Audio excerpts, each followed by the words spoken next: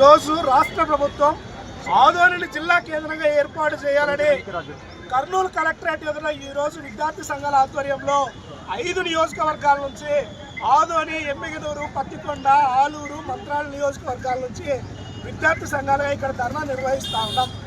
రాయలసీమ కర్నూలు జిల్లా పశ్చిమ ప్రాంతమైనటువంటి ఆదోని దేశంలోనే అక్షరాస్యతలో వెనుకబడ్డానని లెక్కలు స్పష్టంగా చెప్తా ఉన్నాయి.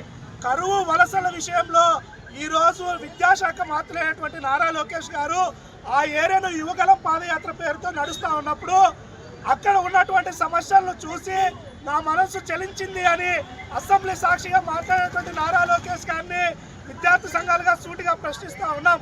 అయ్యా, మా కరువులు బాధలు చూసినటువంటి మీరు పరిపాలన సౌలభ్యం అయితేనేమి, మా యొక్క బతుకులు బాగుపడాలంటే దాదాపుగా సంవత్సరానికి నియోజకవర్గంలో 5 లక్షల మందికి పైగా వలసలు పక్కన ఉన్నటువంటి ఇతర రాష్ట్రాలతో వెళ్ళిపోతా ఉన్నారు.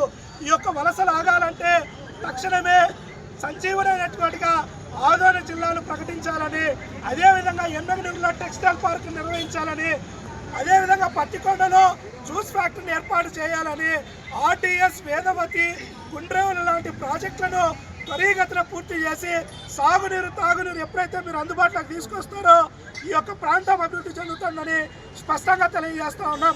కాబట్టి రాష్ట్ర ప్రభుత్వం వెంటనే ఎవరు అడగకపోయినా కూడా ఈరోజు కడప జిల్లాలో 3 జిల్లాలు చేయడానికి రాష్ట్ర ప్రభుత్వం ముందుకు వచ్చింది.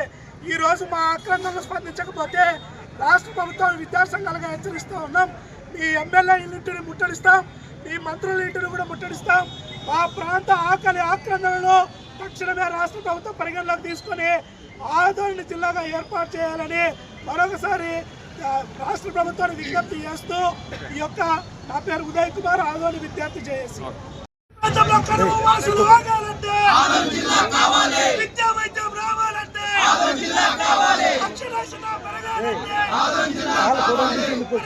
రావాలంటే